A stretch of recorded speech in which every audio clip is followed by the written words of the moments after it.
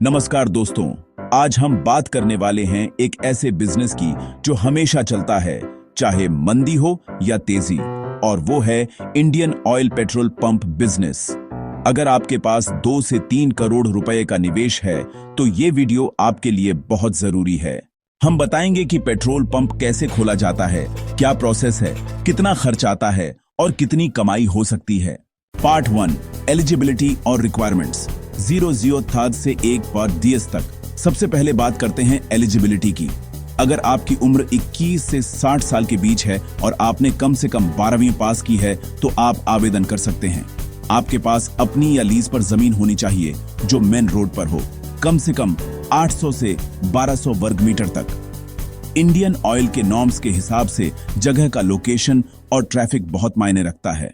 Part 2, investment और setup 110 से 150 तक। अब बात करते हैं इन्वेस्टमेंट की। अगर आप रूरल एरिया में पंप खोलते हैं तो लगभग 1.5 से 2 करोड़ तक खर्च आता है, और अगर शहर में खोलना चाहते हैं तो 2.5 से 3 करोड़ तक का खर्च हो सकता है। इसमें जमीन, मशीनें, टैंक इंस्टॉलेशन, बिल्डिंग, लाइसेंस और सुरक्षा सिस्टम सब शामिल हैं। इंडियन ऑयल कंपनी से पेट्रोल और डीजल सप्लाई के लिए टाई अप होता है, जिसके बाद आप उनका ब्रांड इस्तेमाल कर सकते हैं। पार्ट 3, प्रोसेस और एप्लीकेशन 150 से 230 तक। पेट्रोल पंप खोलने के लिए आपको इंडियन ऑयल की ऑफिशियल वेबसाइट पर जाकर आवेदन करना होता है। वहां हर जोन के लिए अलग अलग विज्ञापन आते हैं, यानी कौन से एरिया में नया पंप अलॉट किया जा रहा है। फॉर्म भरने के बाद ड्रॉ लॉटरी सिस्टम के जरिए चयन होता है। अगर आपकी जमीन और डॉक्यूमेंट्स सही हैं तो कंपनी आपके साथ एग्रीमेंट करती है। पार्ट 4, प्रॉफिट और अर्निंग 230 से 250 तक। अब सबसे बड़ा सवाल, कितनी कमाई होती है।